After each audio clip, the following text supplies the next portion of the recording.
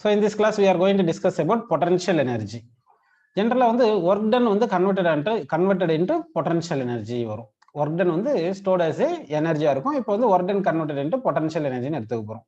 Potential energy generally symbol என்ன சொல்லுவோம்னா P dot E அப்படின்னு எடுத்துப்போம். ஜெனரலா U கூட எடுத்துக்கலாம். சிம்பிள் ஃபார் பொட்டன்ஷியல் எனர்ஜி யூன்னு எடுத்துக்கலாம். இங்க வந்து நம்ம PE அப்படின்னு நம்ம எடுத்துக்கலாம். இப்போ வந்து நம்ம என்ன பண்ணலாம்னா இது கிரவுண்ட்னு எடுத்துங்க. ஒரு ஆப்ஜெக்ட் எடுத்துக்கிறேன். இந்த ஆப்ஜெக்ட் மாஸ் வந்து mன்னு எடுத்துக்கலாம்.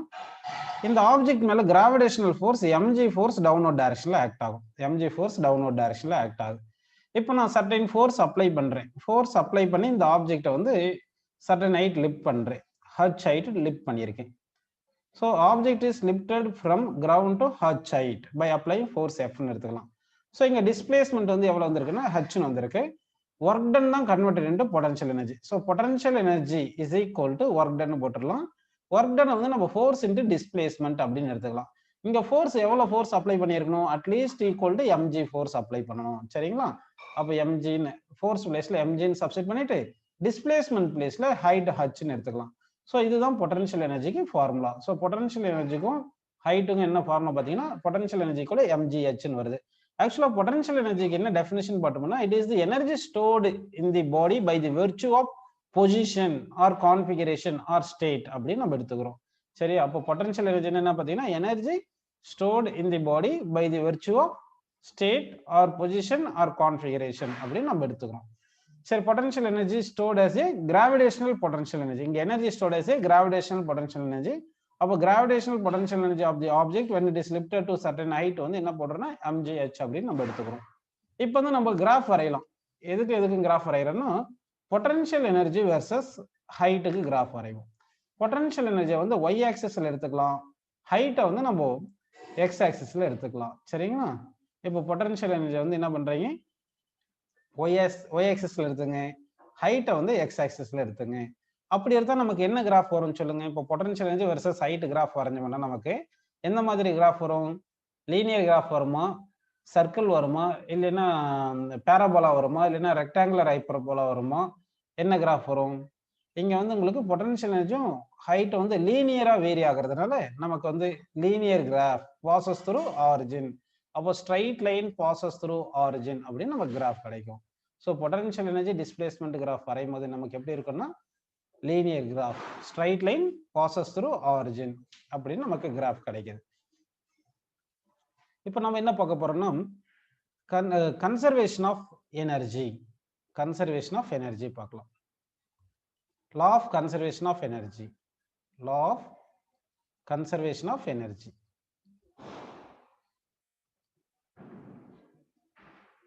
law of conservation of energy. இந்த கான்செப்டை இப்போ நம்ம பார்க்கலாம் பாருங்க.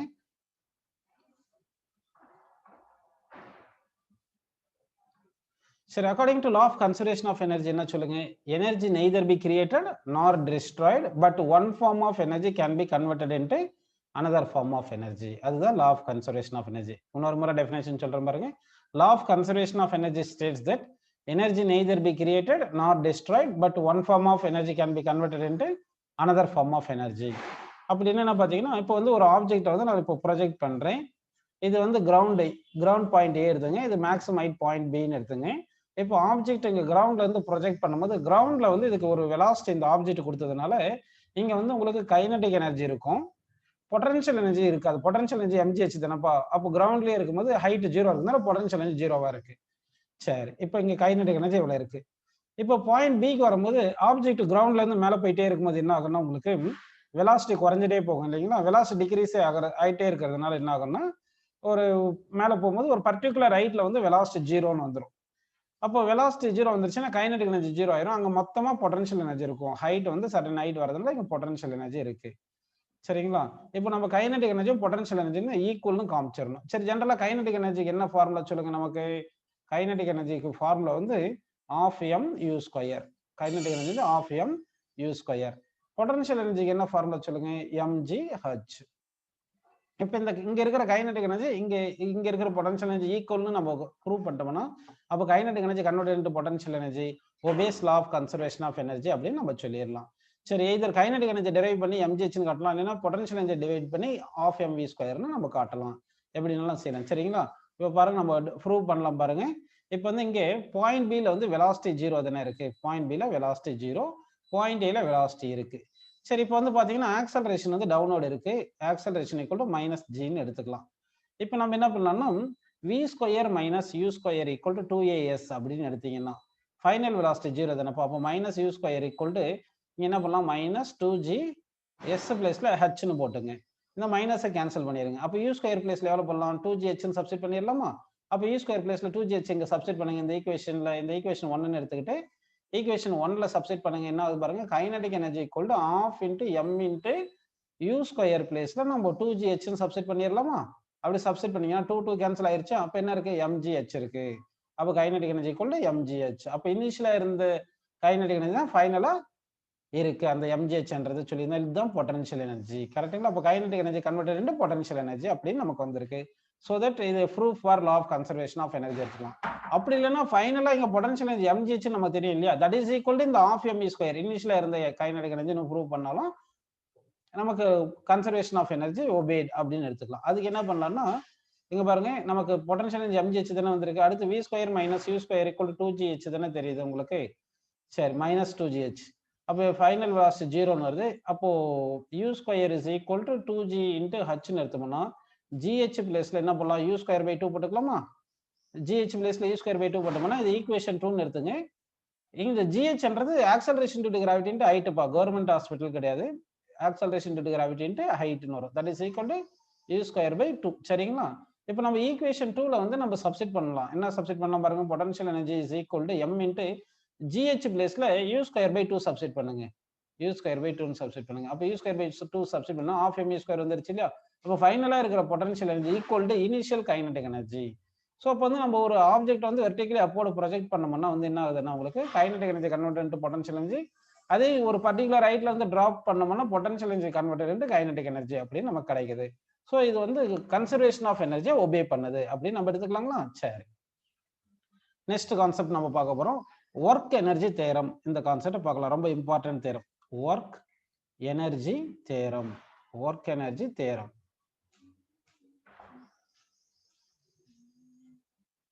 ஒர்க் எனர்ஜி தேரம் கான்செப்ட் பார்க்கலாம்ப்பா. இப்போ என்ன பண்றீங்கன்னா ஒரு ஆப்ஜெக்ட் எடுத்துங்க. அந்த ஆப்ஜெக்ட்டுக்கு வந்து மாஸ் mன்னு எடுத்துக்கலாம். இனிஷியல் வெலாசிட்டி uன்னு எடுத்துங்க. இனிஷியல் வெலாசிட்டி uன்னு எடுத்துட்டோம். சரிங்களா. இப்போ இந்த ஆப்ஜெக்ட் மேல நம்ம ஃபோர்ஸ் அப்ளை பண்ணலாம். ஃபோர்ஸ் அப்ளை பண்றதுனால இந்த ஆப்ஜெக்ட் என்ன ஆகும், அண்டர்கோஸ் டிஸ்பிளேஸ்மென்ட் அப்படின்னு வருமா. It undergoes displacement, s displacement வந்திருக்கு. ஃபைனலா எஸ் டிஸ்பிளேஸ்மென்ட் வரும்போது இந்த பாடிக்கு வந்து வெலாசிட்டி எவ்வளவு வந்திருக்கு பாத்தீங்கன்னா v வெலாசிட்டின்னு கிடைச்சிருக்கு. பாருங்க, இனிஷியலா ஆப்ஜெக்ட் இருக்கு. அந்த ஆப்ஜெக்ட்டுக்கு இனிஷியல் வெலாசிட்டி uன்னு எடுத்திருக்கோம். அந்த ஆப்ஜெக்ட் மேல ஃபோர்ஸ் அப்ளை பண்றோம். ஆப்ஜெக்ட் மூவ் ஆகுது, undergoes displacement, moves with constant acceleration எடுத்துங்க. ஏன்னா கான்ஸ்டன்ட் ஃபோர்ஸ் நம்ம அப்ளை பண்றோம். சரிங்களா. அப்போ வந்து ஃபைனலா வெலாசிட்டி வந்து v வந்திருக்கு. எஸ் டிஸ்பிளேஸ்மென்ட் வரும்போது v வந்திருக்கு. இப்போ நம்ம ஒர்க் எனர்ஜி தரோம்னா ஒர்க் டன்னுக்கும் எனர்ஜிக்கும் நம்ம ரிலேஷன் எழுத போறோம். ஒர்க் டன்னுக்கும் எனர்ஜிக்கும் ரிலேஷன் எழுத போறோம். எப்படி பாத்தீங்கன்னா v square minus u square equal to 2as. இந்த ஃபார்முலா உங்களுக்கு தெரியும். இதுல இருந்து as இஸ் ஈக்குவல் என்ன வருது, v square minus u square by 2 அப்படின்னு நமக்கு கிடைக்குது. v square minus u square by 2ன்னு வருது. அடுத்து ஒர்க் டன்னுக்கு என்ன ஃபார்முலா தெரியும் நமக்கு, ஃபோர்ஸ் இன்டு டிஸ்பிளேஸ்மென்ட்னு தெரியும். சரிங்களா. ஃபோர்ஸ் பிளேஸ்ல மாஸ் இன்டு ஆக்சலரேஷன் போட்டுக்கலாம், டிஸ்பிளேஸ்மென்ட் எஸ்ன்னு போட்டுங்க. இந்த m அப்படியே எழுதிக்கிங்கப்பா. இந்த as இருக்கு இல்லைங்களா, இந்த ஆக்சலரேஷன் இன்டு டிஸ்பிளேஸ்மென்ட், இந்த as பிளேஸ்ல இங்க நம்ம as கண்டுபிடிச்சிருக்கோம் இல்லைங்களா, இந்த as கொண்டு வந்து சப்ஸ்டிட் பண்ணிடுவோம். அப்படி சப்ஸ்டிட் பண்ணா என்ன ஆகுது பாருங்க, as பிளேஸ்ல v square minus u square by 2 போட்டுடலாமா. அப்படி சப்ஸ்டிட் பண்ணிட்டு இதை சிம்பிளை பண்ணுங்க. இப்போ m உள்ள கொண்டு போங்க, ஆஃப் m v ஸ்கொயர்னு வந்திருக்கா, மைனஸ் ஆஃப் m u ஸ்கொயர்னு வந்திருக்கு. புரியுதுங்களா. இந்த ஆஃப் m v ஸ்கொயர் தான் என்ன சொல்லுங்கப்பா, ஃபைனல் கைனடிக் எனர்ஜி. இந்த ஆஃப் m v ஸ்கொயர் தான் ஃபைனல் கைனடிக் எனர்ஜி. இந்த ஆஃப் m u ஸ்கொயர் இருக்கு இல்லையா, அதுதான் வந்து இனிஷியல் கைனடிக் எனர்ஜி. ஸோ அப்போ வந்து work done is equal to final kinetic energy minus initial kinetic energy. அப்படின்னா என்ன அர்த்தம், change in kinetic energy. So work done is equal to change in kinetic energy delta K. So work done by all the forces, நம்ம மொத்த force தான் போட்டிருக்கோம், total force தான் போட்டிருக்கோம். So work done by all the forces, work done by all forces is equal to change in kinetic energy. Change in kinetic energy. இதுதான் வந்து நமக்கு work energy theorem அப்படின்னு எடுத்துக்கிறோம். ஸோ அப்போ ஒர்க் பண்றது net work done by all the forces equal to changing kinetic எனர்ஜின்றோம். Work done by all the ஃபோர்ஸஸ்னா என்னென்ன ஃபோர்ஸ் இருக்கு பாத்தீங்கன்னா வந்து உங்களுக்கு எக்ஸ்டர்னல் ஃபோர்ஸ் இருக்கு, இன்டர்னல் ஃபோர்ஸ் இருக்கு, அடுத்து வந்து கன்சர்வேட்டிவ் ஃபோர்ஸ் இருக்கு, நான் கன்சர்வேட்டிவ் ஃபோர்ஸ் இருக்கு, இந்த மாதிரி நிறைய ஃபோர்ஸஸ் இருக்கு. அந்த work done by all the forces is equal to என்ன சொல்றேன்னா சேஞ்ச் இன் கைனடிக் எனர்ஜின்னு எடுத்துக்கிறோம். சரிங்களா? இப்போ எக்ஸ்டர்னல் ஃபோர்ஸ் என்னன்னா ஒவ்வொரு ஃபோர்ஸை பத்தி நான் எக்ஸ்பிளைன் பண்றேன். எக்ஸ்டர்னல் ஃபோர்ஸ், இப்போ எக்ஸ்டர்னல் ஃபோர்ஸ் என்ன பாத்தீங்கன்னா வந்து இப்போ இது ஒரு சிஸ்டம் இருக்குன்னு வச்சுங்க. ஒரு சிஸ்டம்னா ஒரு ஆப்ஜெக்ட்னு எடுத்துக்கிறோம். சரிங்களா? இப்போ இந்த ஆப்ஜெக்ட் மேல நம்ம ஃபோர்ஸ் அப்ளை பண்றோம். இந்த ஆப்ஜெக்டை மட்டும் நம்ம ஒரு சிஸ்டம்னு அஸ்யூம் பண்ணிக்கணும்னா இந்த ஆப்ஜெக்ட் மேல ஆக்ட் ஆகிற ஃபோர்ஸ் வந்து எக்ஸ்டர்னல் ஃபோர்ஸ்னு எடுத்துக்கிறோம். இந்த எக்ஸ்டர்னல் ஃபோர்ஸ் இந்த சிஸ்டம் வந்து ஆக்சலரேட் பண்ணும் அப்படின்னு எடுத்துக்கலாம். சரி, இன்னொன்று இன்டர்னல் ஃபோர்ஸ்னு எடுக்கிறேன் பாருங்க. இன்டர்னல் ஃபோர்ஸ்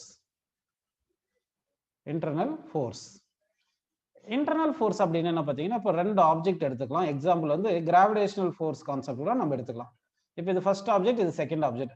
ஃபர்ஸ்ட் ஆப்ஜெக்ட் வந்து செகண்ட் ஆப்ஜெக்ட் அட்ராக்ட் பண்ணுது, F12 ஃபோர்ஸ் எக்ஸர்ட் பண்ணுதுன்னு வச்சுக்கோங்க. அதாவது இது ஃபர்ஸ்ட் ஆப்ஜெக்ட், இது second object. Force exerted by the first object on second object வந்து F12 எடுத்துக்கலாம். இது action. For every action there is an equal and opposite force இருக்கும் இல்லைங்களா? அப்போ வந்து force exerted on first object by second object வந்து F21 எடுத்துக்கலாம். Force acted on first object by second object வந்து F21 எடுத்துக்கலாம். சரி, இப்போ இந்த இன்டர்னல் ஃபோர்ஸ் பார்த்தீங்கன்னா within the system force act ஆகும். இது மொத்தமா ஒரு சிஸ்டம் எடுத்துக்கிட்டீங்கன்னா, அதாவது இந்த ஃபர்ஸ்ட் ஆப்ஜெக்ட் செகண்ட் ஆப்ஜெக்ட் இது எல்லாமே சேர்ந்து ஒரு சிஸ்டம் எடுத்துக்கிட்டீங்கன்னா வித்தின் தி சிஸ்டம் ஆக்ட் ஆகிற ஃபோர்ஸை வந்து இன்டர்னல் ஃபோர்ஸ்னு சொல்லுவோம். எக்ஸ்டர்னல் ஃபோர்ஸ்னா on the system force act ஆகும். இங்க பாருங்க, எக்ஸ்டர்னல் ஃபோர்ஸ்ல ஒரு தனியா ஒரு பாடி காமிச்சிருக்கேன். இந்த எல்லோ கலர்ல ரவுண்ட் பண்ணது தான் அதுக்குள்ள இருக்கிறது ஒரு சிஸ்டம் வச்சுங்க. அப்போ சிஸ்டம் மேல எக்ஸர்ட் பண்ற ஃபோர்ஸ் எக்ஸ்டர்னல் ஃபோர்ஸ்னு எடுத்துப்போம். வித்தின் தி சிஸ்டம் வந்து ஃபோர்ஸ் ஆக்ட் ஆச்சுன்னா அது இன்டர்னல் ஃபோர்ஸ்னு எடுத்துப்போம். சரி, அப்படின்னா எக்ஸ்டர்னல் ஃபோர்ஸ்னா டோட்டல் ஃபோர்ஸ் 0வா இருக்கலாம், total force not equal to 0வா இருக்கலாம். ஒரு ரெண்டு force equal and opposite act ஆயிடுச்சுன்னா எக்ஸ்டர்னல் ஃபோர்ஸ் 0வா கூட இருக்கலாம். ஆனா வந்து external force not equal to 0வா கூட இருக்கலாம். பாருங்க, ஒரே ஒரு ஃபோர்ஸ் ஆக்ட் ஆச்சுன்னா எக்ஸ்டர்னல் ஃபோர்ஸ் 0 வருது. ஆனா இன்டர்னல் ஃபோர்ஸ்ல அப்படி கிடையாது. இன்டர்னல் ஃபோர்ஸ் எடுத்தீங்கன்னா எப்படி இருக்கும்னா வந்து ஈக்குவல் அண்ட் ஆப்போசிட் ஆல்வேஸ் பேர். இப்போ ஃபோர்ஸ் எக்ஸிஸ்ட் இன் பேர். ஃபோர்ஸ் வந்து ஏன்னா ஆக்ஷன் ரியாக்ஷனா தானே இருக்கும். அதனால வந்து ஃபோர்ஸ் எக்ஸிஸ்ட் இன் பேர்னு வந்துட்டு இன்டர்னல் ஃபோர்ஸ் எடுத்தோம்னா வித்தின் தி சிஸ்டம் வந்து ஈக்குவல் அண்ட் ஆப்போசிட் ஃபோர்ஸ் வரும். அதனால டோட்டல் ஃபோர்ஸ் 0 ஆயிரும். அப்ப இன்டர்னல் ஃபோர்ஸ்னால ஃபோர்ஸ் ஆன் தி சிஸ்டம் வந்து 0ன்னு எடுத்துப்போம். இன்டர்னல் ஃபோர்ஸ்னால ஃபோர்ஸ் ஆன் தி சிஸ்டம் வந்து 0ன்னு வரும். உங்களுக்கு Newton second law of motion பார்த்தோம் இல்லையா? அதுல என்ன சொல்லியிருந்தோம்? External force is equal to rate of change of momentum அப்படின்னு நம்ம பார்த்துருந்தோம். Rate of change of momentum. ஏன் external force equal rate of change of momentum பார்த்து இன்டர்னல் ஃபோர்ஸ்னு போடலைன்னா, இன்டர்னல் ஃபோர்ஸ் போட்டால் என்ன ஆகும் சொல்லுங்க? அது ஆல்வேஸ் இன் பேரா இருக்கும். அப்போ டோட்டல் ஃபோர்ஸ் 0 ஆயிருது. அதனால மொமெண்டம் ஆஃப் தி சிஸ்டம் வந்து சேஞ்ச் ஆகாது. ஸோ இன்டர்னல் ஃபோர்ஸ்னால மொமெண்டம் ஆஃப் தி சிஸ்டம் வந்து சேஞ்ச் ஆகாது. எக்ஸ்டர்னல் ஃபோர்ஸ்னால மட்டும்தான் momentum of the system change ஆகும் அப்படின்னு நம்ம எடுத்துக்கணும். புரியுதுங்களா? சப்போஸ் நீங்க இப்படி கன்சிடர் பண்றீங்க, இது ஒரு சிஸ்டம் அப்படின்னு கன்சிடர் பண்றீங்க, ஃபர்ஸ்ட் ஆப்ஜெக்ட் ஒரு சிஸ்டம் கன்சிடர் பண்ணீங்கன்னா, அப்போ வந்து செகண்ட் ஆப்ஜெக்ட் ஃபர்ஸ்ட் ஆப்ஜெக்ட் மேல எக்ஸர்ட் பண்ற ஃபோர்ஸ் வந்து எக்ஸ்டர்னல் ஃபோர்ஸ் ஆயிரும். அப்போ F21ன்றது external force for the first object.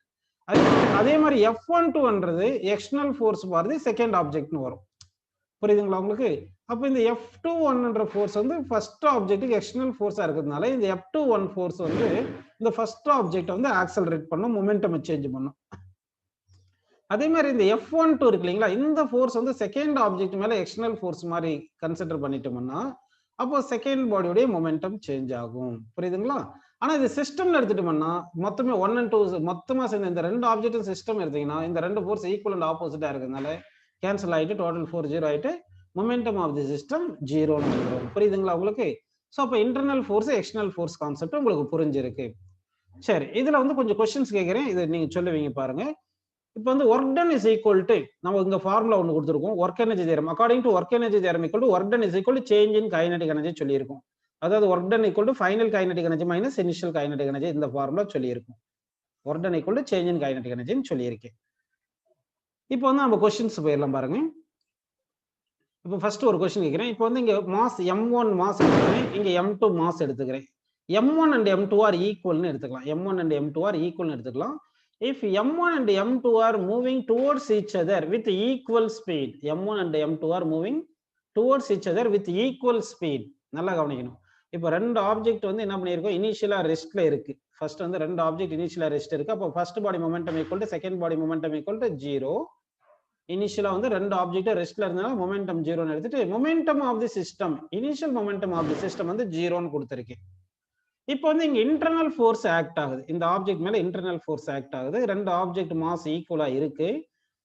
ஒரு பர்டிகுலர் டைம்ல இன்டர்னல் ஃபோர்ஸ் ஆஃப் அட்ராக்ஷனால ரெண்டு object towards each other move ஆகுது. ரெண்டு ஆப்ஜெக்ட் வெலாசிட்டி v-ன்னு வந்திருக்கு. புரியுதுங்களா? வெலாசிட்டி v வந்திருக்கு.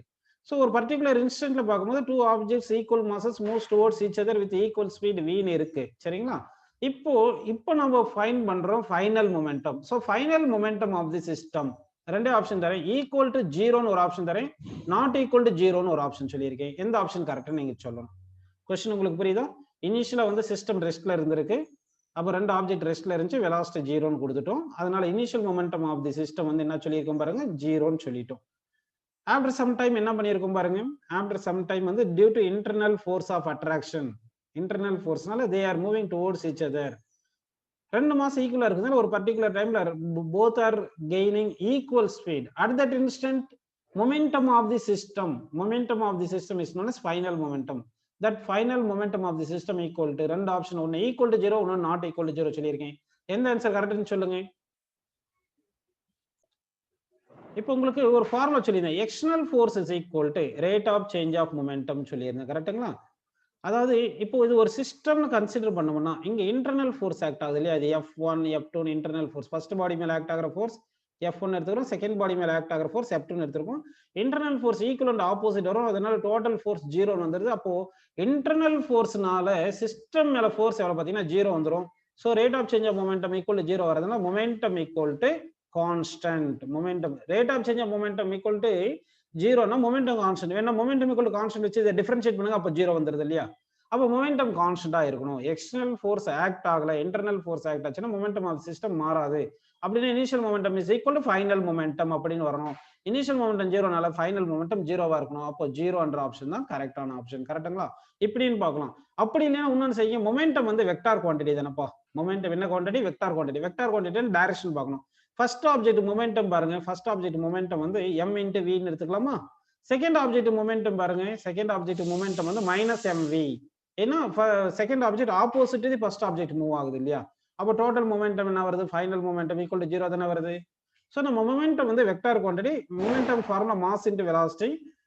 வெக்டார்னால அந்த டைரக்ஷனையும் பார்த்துக்கணும். ஃபர்ஸ்ட் ஆப்ஜெக்ட்டுக்கு நம்ம சைன் பாசிட்டிவ் எடுத்ததுனால செகண்ட் ஆப்ஜெக்ட் சைன் ஆப்போசிட் வருது, minus, that is equal to 0. அப்போ total momentum of the system வந்து 0. Initial momentum of the system 0னா final momentum of the system 0. சரி, அடுத்த கொஸ்டின் கேட்கலாம். இப்போ நல்ல கவனிங்க, ரெண்டு ஆப்ஜெக்ட் எடுத்திருக்கேன், இது மாஸ் m, ரெண்டு ஆப்ஜெக்ட் ஈக்குவல் மாஸ் எடுத்திருக்கோம். இனிஷியலா இந்த ரெண்டு ஆப்ஜெக்ட் ரெஸ்ட்ல இருக்கு, அதனால initial kinetic energy 0. Initial kinetic energy of the system வந்து 0ன்னு இருக்கு. Initial kinetic energy of the system 0. Next என்ன பண்ண போறோம்னா, ஒரு பர்டிகுலர் டைம் கழிச்சு பார்க்கும்போது இந்த ரெண்டு ஆப்ஜெக்டும் வந்து இன்டர்னல் ஃபோர்ஸ் ஆஃப் அட்ராக்ஷனால, கிராவிடேஷனல் ஃபோர்ஸ் ஆஃப் அட்ராக்ஷன் தான் இன்டர்னல் ஃபோர்ஸ் ஆஃப் அட்ராக்ஷன் எடுத்துக்கலாம். Due to internal force of attraction these bodies are moving towards each other at particular instant. இந்த ஃபர்ஸ்ட் ஆப்ஜெக்ட்டுக்கு ஸ்பீட் வந்து v ன்னு வருது, செகண்ட் ஆப்ஜெக்ட்டுக்கு ஸ்பீட் v ன்னு வந்திருக்கு. புரியுதுங்களா? கொஸ்டின் திருப்பி ரிப்பீட் பண்றேன் பாருங்க. 2 ஈக்குவல் மாசஸ் நம்ம எடுத்திருக்கோம், அந்த ரெண்டு ஆப்ஜெக்ட் ரெஸ்ட்ல பிளேஸ் பண்ணியிருக்கோம். இனிஷியலா ரெஸ்ட்ல இருக்கும்போது kinetic energy 0. After some time, due to their mutual attractional force, they move towards each other. இந்த ரெண்டு object towards each other move ஆகுது. மூவ் ஆகுறதுனால ஒரு பர்டிகுலர் டைம்ல இந்த ரெண்டு ஆப்ஜெக்ட்டும் gains speed equal and opposite speed gain பண்ணி, sorry, equal and opposite velocity gain பண்ணிருக்கு. வெலாசிட்டி வந்து வெக்டார், ஸ்பீட் வந்து ஸ்கேலார். சரிங்களா? அப்ப ஈக்குவல் ஸ்பீட் கெயின் பண்ணிருக்குன்னு சொல்லலாம், இல்லைன்னா equal and opposite velocity gain பண்ணிருக்குன்னு சொல்லலாம். ஸோ இந்த கேஸ்ல வந்து final kinetic energy of the system, final kinetic energy of the system வந்து ரெண்டு ஆப்ஷன் தரேன். ஈக்குவல் டு 0ன்னு ஒரு ஆப்ஷன் தந்திருக்கேன், நாட் ஈக்குவல் டு 0ன்னு ஒரு ஆப்ஷன் கொடுத்திருக்கேன். எந்த ஆன்சர் கரெக்ட்னு சொல்லணும் நீங்க. இப்போ கொஸ்டின் ரிப்பீட் பண்ற பாருங்க. 2 equal masses are placed or released from rest so that initial kinetic energy 0. At certain time interval, due to their mutual attractional force, they are moving towards each other and each are gaining velocities v opposite direction, equal speed. Then kinetic energy at that instant, அப்படினா final kinetic energy of the system equal to 0, not equal to 0. Which option is correct? Okay, இங்க வந்து kinetic energy பாத்தீங்கன்னா வந்து kinetic energy வந்து scalar quantity. Energy வந்து scalar, energy vector கிடையாது. எனர்ஜிக்கு வந்து direction கிடையாது. Kinetic energy scalar. ஸ்கேலார்ன்றதுனா நம்ம அந்த டைரக்ஷன் எடுக்கக்கூடாது. அப்போ ஃபர்ஸ்ட் ஆப்ஜெக்ட்டுக்கு கைனடிக் எனர்ஜி ஒரு பர்டிகுலர் இன்ஸ்டன்ட்ல ஆஃப் எம் வி ஸ்கொயர்னு எடுத்தோம்னா செகண்ட் ஆப்ஜெக்ட்டுக்கு kinetic energy half m v square தான் வரும். சரிங்களா? இப்போ இது ரெண்டுமே டோட்டல் பண்ணோம்னா டோட்டல் கைனடிக் எனர்ஜி தான் final kinetic energy. Final kinetic energy zero கிடையாது, நாட் ஈக்குவல் டு ஜீரோ தானே வருது. ஆட் பண்ணலாம். ஸோ அப்போ வந்து இங்க ஒர்க் நடக்கிறது வந்து இன்டர்னல் ஃபோர்ஸ்னாலையும் ஒர்க் நடக்குது. சரிங்களா? அதாவது இங்கே ஒர்க் டன் பை இன்டர்னல் ஃபோர்ஸும் இருக்குன்றதை புரிஞ்சுக்கணும். ஏன்னா ஒர்க் டனுக்கு according to work energy theorem என்ன சொன்னோம், work done is equal to change in kinetic energy சொன்னா final kinetic energy minus initial kinetic எனர்ஜின்னு எடுத்திருக்கோம். இதுதான் ஒர்க் எனர்ஜி தியரம். இந்த ஒர்க் எனர்ஜி தியரம்ல final kinetic energy minus initial kinetic energy போட்டா work done தானே. அப்படி போடும்போது இனிஷியல் கைனடிக் எனர்ஜி ஜீரோவா இருக்கு, final kinetic energy not ஜீரோனா final kinetic energy not equal to zero, initial kinetic energy zero போடும்போது இங்க change in kinetic energy zero வரல, change in kinetic energy zero வரல. அதனால வந்து ஒர்க் இஸ் டன் அப்படின்னு எடுத்துக்கிறோம். அதனால தான் work done by all the forces is equal to change in kinetic energy அப்படின்னு ஃபார்முலா சொல்லியிருக்கோம். இப்போ ஒரு ஸ்டேட்மெண்ட் சொல்றேன், அந்த ஸ்டேட்மெண்ட் ட்ரூவா ஃபால்ஸா நீங்க சொல்லணும். Work done by the internal force, work done by internal force is equal to zero is not equal to zero. எந்த ஆப்ஷன் கரெக்டா வரும் சொல்லுங்க. Work done by internal force is equal to ஜீரோன்னு சொல்லலாமா, இஸ் நாட் ஈக்குவல் டு ஜீரோன்னு சொல்லலாமா?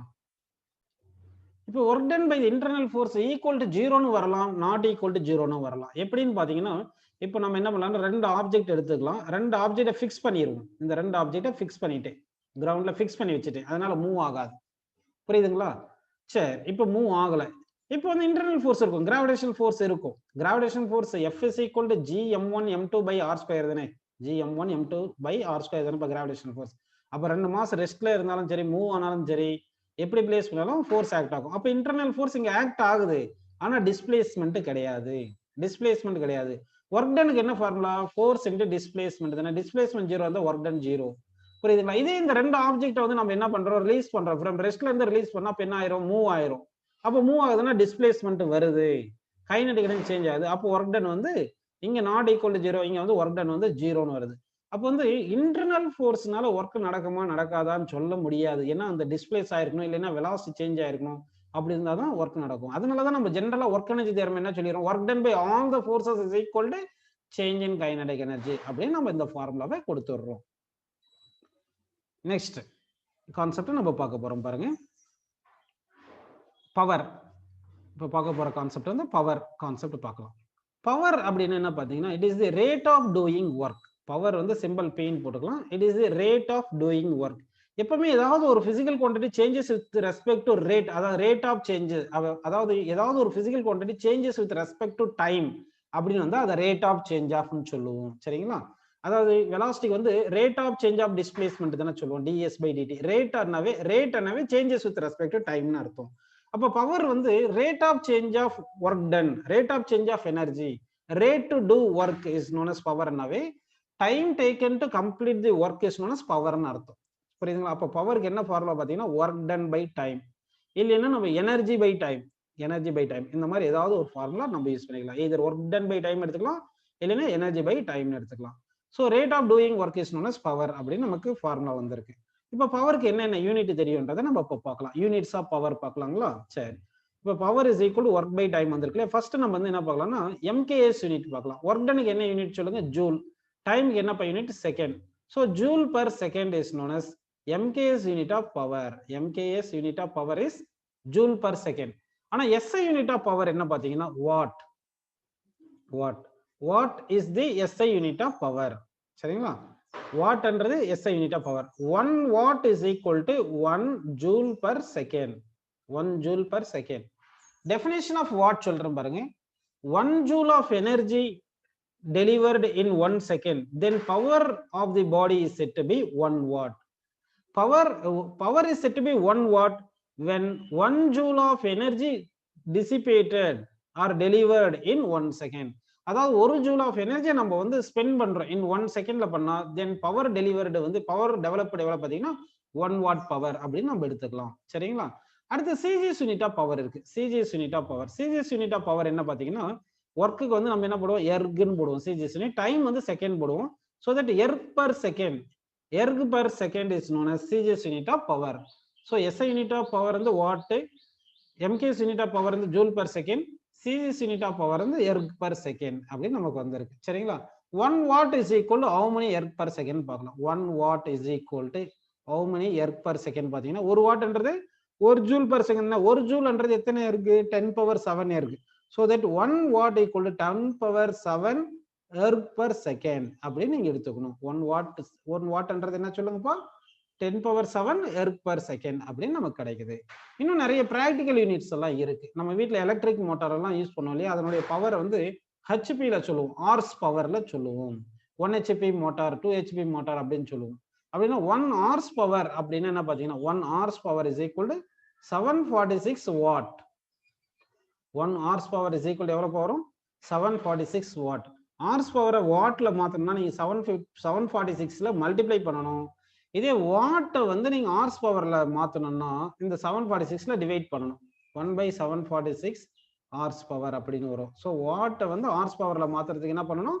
746ல divide பண்ணணும். இதே ஹார்ஸ் பவர்ல வாட்டா மாத்துறதுக்கு 746ல நம்ம மல்டிப்ளை பண்ணணும் அப்படின்னு நம்ம எடுத்துக்கணும். புரியுதுங்களா உங்களுக்கு? சரி, அடுத்து இன்னும் கொஞ்சம் யூனிட்ஸ் இருக்கு. என்ன பார்த்தீங்கன்னா power equal to work by time தான் வச்சிருக்கோம். நல்லா கவனிங்க. அப்போ work is equal to power into time, அப்படி தானப்பா? சரி, ஒர்க் வந்து ஜூல்ல சொல்றோம், பவர் வந்து வாட்ல சொல்றோம், டைம் வந்து செகண்ட்ல சொல்றோம். So 1 joule is equal to 1 watt second. அதாவது 1 வாட் பவர் ஒரு செகண்ட் நம்ம யூஸ் பண்ணோம்னா எனர்ஜி எவ்வளவு யூஸ் பண்ணியிருக்கோம் பார்த்தீங்கன்னா 1 ஜூல் எனர்ஜி யூஸ் பண்ணியிருக்கோம்னு அர்த்தம். So 1 joule equal to 1 watt second அர்த்தம். 1 வாட் பவரை வந்து ஒரு செகண்ட் யூஸ் பண்ணீங்கன்னா 1 ஜூல் எனர்ஜி யூஸ் பண்ணியிருக்கிறதா அர்த்தம் அப்படின்னு நம்ம எடுத்துக்கிறோம். சரிங்களா? இப்போ வந்து நம்ம என்ன பண்றோம்னா கமர்ஷியல் யூனிட் எனர்ஜி வந்து கமர்ஷியல் யூனிட் பார்க்குறோம். இந்த கமர்ஷியல் யூனிட் என்ன பார்த்தீங்கன்னா நம்ம வீட்டில் வந்து எலக்ட்ரிக் பில் பே பண்ணுவோம் இல்லைங்களா, அதுக்கு வந்து 1 யூனிட் பவர் யூஸ் பண்ணியிருக்கோம், 2 யூனிட் பவர் யூஸ் பண்ணியிருக்கோம்னு சொல்லுவாங்க இல்லையா, அதுதான் வந்து கமர்ஷியல் யூனிட். ஒரு கமர்ஷியல் யூனிட் எவ்வளோன்னு பார்த்தீங்கன்னா ஒரு கமர்ஷியல் யூனிட் அதாவது எலக்ட்ரிக் பில்ல சொல்றது ஒரு commercial unit equal to 1 kilowatt hour. அப்போ 1 கிலோவாட் பவரை வந்து 1 ஹவருக்கு யூஸ் பண்ணீங்கன்னா 1 unit of electrical energy use பண்ணியிருக்கீங்கன்னு அர்த்தம். சரி, இப்போ கிலோவாட் அவரை நம்ம ஜூல் எழுதுவோம். இந்த ரிலேஷன் நிறைய இடத்துல தேவைப்படும், ப்ராப்ளம் சால்வ் பண்றதுக்கு யூஸ் ஆகும். Conversion of kilowatt hour into joule, அதாவது relation between kilowatt hour and joule பார்க்க போறோம் நம்ம. சரிங்களா? 1 கிலோவாட் அவர்ன்றது எத்தனை ஜூல்னு பார்க்கலாம். 1 கிலோவாட்ன்றது எத்தனை வாட்? 1000 வாட். கரெக்டுங்களா? 1000 வாட்னு எழுதிக்கலாம். 1 ஹவர்ன்றது எத்தனை செகண்ட்? ஏன்னா நமக்கு 1 வாட் செகண்ட் தான் ஜூல், அப்போ வாட் செகண்ட்ல மாத்தணும். அதனால தான் கிலோ வாட்டை 1000 வாட்டா மாத்திட்டு 1 ஹவரை வந்து 60 மினிட், 1 மினிட் வந்து 60 second. So that 1 hour equal to 60 × 16 போடுவோம், 3600 செகண்ட்னு வருது. கரெக்டுங்களா? இப்போ இங்க பாருங்க 3 0 இருக்கு, இங்க 2 0 இருக்கா, அப்போ 36 × 10⁵ போட்டு இது வாட் செகண்ட் போட்டுங்க, வாட் செகண்ட் போட்டாச்சு. அப்போ kilowatt hour 1 kilowatt hour equal to 36 × 10⁵ watt second. ஆனா உங்க புக்ல எப்படி கொடுத்துருப்பாங்க பாத்தீங்கன்னா கிலோவாட் அவருக்கும் வாட் செகண்டுக்கும் 36 ஒரு பாயிண்ட் தள்ளி வச்சுட்டு 3.6 வச்சுட்டு இன்டு 10⁻10 போட்டுவாங்க. அப்போ ஒரு 10⁻1 சாரி 36 3.6 போட்டுட்டு ஒரு 10 மல்டிப்ளை பண்ணிருப்பாங்க. 10⁻1 × 10⁻5 10⁻6 வந்துடும். இந்த வாட் செகண்ட் தான் இங்க எழுதியிருக்கும் பாரு, joule. 1 watt second equal to ஜூல்ன்றதுல வாட் செகண்ட் பிளேஸ்ல ஜூல் போட்டுருங்க. ஸோ இதுதான் வந்து relation between kilowatt hour and joule. அப்போ கிலோவாட் அவரை நீங்க ஜூல்ல மாத்தணும்னா என்ன பண்ணணும் பாத்தீங்கன்னா 3.6 × 10⁻6ல மல்டிப்ளை பண்ணணும். அப்படி பண்ணீங்கன்னா கிலோவாட் அவரை ஜூல்ல மாத்திரலாம். So 1 kilowatt hour equal to 3.6 × 10⁻6 joule வருது. இதே ஜூலை வந்து நீங்க கிலோவாட் அவர்ல மாத்தணும் அப்படின்னு நினைச்சா என்ன பண்ணணும் பாருங்க. அப்போ 3.6 × 10⁻6ல டிவைட் பண்ணுங்க. So 1 joule is equal to 1/3.6 × 10⁻6 kilowatt hour அப்படின்னு நமக்கு வருது.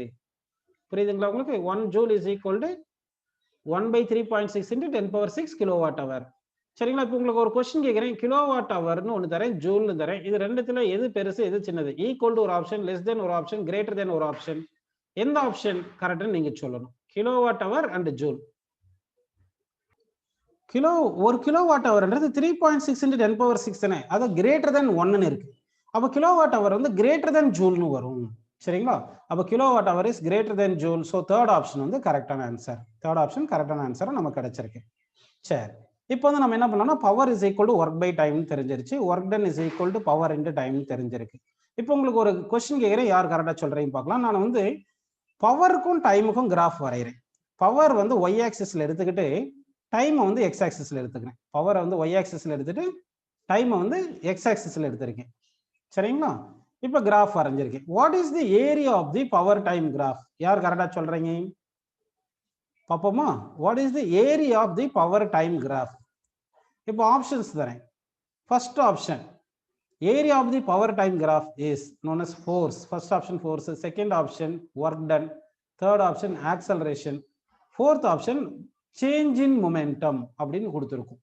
क्वेश्चन நல்லா கவனிங்க. பவர் வெர்சஸ் டைம் கிராஃப் நாம் வரைஞ்சிருக்கோம். பவர் வெர்சஸ் டைம் கிராஃப் இருக்கு. Area of the power time graph is what? Area of the power time graph is what? அதுதான் question. First option force, second option work done, third option is acceleration, fourth option is change in momentum. Very good. ஒருத்தர் கரெக்டா சொல்லியிருக்கீங்க, ரெண்டு பேர் கரெக்டா சொல்லியிருக்கீங்க. இப்போ area என்ன பார்க்கணும்னா பாருங்க, லெங்த் இன்டு பிரெத் தானே வரும். லெங்த் இன்டு பிரெத் தானே ஏரியா. அப்போ நல்லா கவனிங்க, உங்களுக்கு என்ன கொடுத்துருக்காங்க பாருங்க. இப்போ இங்க லெங்த்ன்றது டைம், கரெக்டா? டைம் ஆக்சிஸ் இருக்கு. பிரெத்ன்றது பவர் ஆக்சிஸ், இது பவர். இப்போ ஏரியாக்கு ஜெனரலா ஃபார்முலா என்ன வரும்னு சொல்லுங்க. இப்போ area is equal to length into breadth. அப்போ லெங்த் வந்து டைம்னு எடுக்கிறோம், எக்ஸ் ஆக்சிஸ் டைம். பிரெத் வந்து ஒய் ஆக்சிஸ் பவர்னு எடுத்திருக்கோம். அப்போ length into breadth, T into P, அதை பி இன்டு டின்னு கூட எழுதிக்கலாம் இல்லையா? அப்போ பி இன்டு டி தான் என்ன சொல்லியிருக்க பாருங்க, ஒர்க் டன். ஸோ அப்போ area of the power time graph is work done. நல்லா ஞாபகம் வச்சுங்க, area of power time graph, area of power time graph, power time graph is work done அப்படின்னு நமக்கு கிடைக்குது. Work done. ஓகேங்களா? இப்போ இந்த கான்செப்ட் யூஸ் பண்ணி ஒரு ப்ராப்ளம் தரேன், கரெக்டா சொல்றீங்களா பார்க்கலாம். இப்போ பவர் ஒய் ஆக்சிஸ்ல எடுத்துக்கிட்டு டைம் வந்து எக்ஸ் ஆக்சிஸ்ல எடுத்துக்கிறேன். எடுத்துட்டு இங்க பவர் டெலிவர்டு வந்து கான்ஸ்டன்டா இல்ல வேரியபிளா இருக்கு. எப்படி இருக்குன்னா லீனியர்லி வேரிஸ் அப்படின்னு இருக்கு. லீனியர்லி வேரிஸ் அந்த மாதிரி இருக்கு. இப்போ ஒய் ஆக்சிஸ்ல என்ன பண்ணியிருக்கோம் பாருங்க, பவர் எடுத்திருக்கோம். ஒய் ஆக்சிஸ்ல பவர் எடுத்திருக்கோம், எக்ஸ் ஆக்சிஸ்ல டைம் எடுத்திருக்கோம். இப்போ வந்து இந்த பாயிண்ட்ஸை வந்து நான் கோஆர்டினேட் மார்க் பண்றேன் பாருங்க. இப்போ பவர் வந்து இங்க வந்து 10 வாட் பவர் வந்திருக்கு. 0ல இருந்து 10 வாட் பவர் இன்க்ரீஸ் ஆயிருக்கு. டைம் டேக்கன் வந்து 0ல இருந்து 10 செகண்ட்னு எடுத்துக்கலாம். Then what is the work done? What is the work done? டக்குன்னு சால்வ் பண்ணுங்க. யார் சால்வ் பண்ணி ஆன்சர் சொல்றீங்க பார்க்கலாம். 2 நிமிஷம் நான் டைம் தரேன், சால்வ் பண்ணி ஆன்சர் சொல்லுங்க. What is the work done? இப்போ ஏரியா ஆஃப் தி கிராஃப் பார்க்கணும். ஏரியா ஆஃப் தி கிராஃப் பாருங்க, இதுதானே ஏரியா ஆஃப் தி கிராஃப் வரும். ஏரியா ஆஃப் தி கிராஃப் வந்து என்ன பண்ணும், அந்த கிராஃப் வரைஞ்சதும் எக்ஸ் ஆக்சிஸ் இந்த ஒய் ஆக்சிஸ் இது எல்லாமே பவுண்டட் ரீஜன் தான் ஏரியான்னு வரும். இப்போ இந்த ஏரியா எந்த ஷேப்ல இருக்கு? ட்ரையாங்கிள் ஷேப்ல தானே இருக்கு. அப்போ ட்ரையாங்கிள் ஏரியா தானே போடணும். ட்ரையாங்கிளுக்கு ஏரியா என்ன formula? Half into base into height. அப்போ work done is equal to area of power time graph. Area வந்து half into base into height வரும். ஆஃப் இன்ட்டு பேஸ் எவ்வளோ பாருங்க, 10. ஹைட் எவ்வளோ வருது, 10.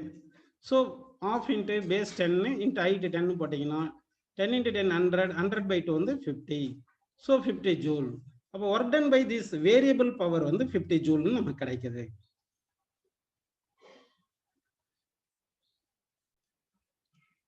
ஓகே, புரிஞ்சுங்களா?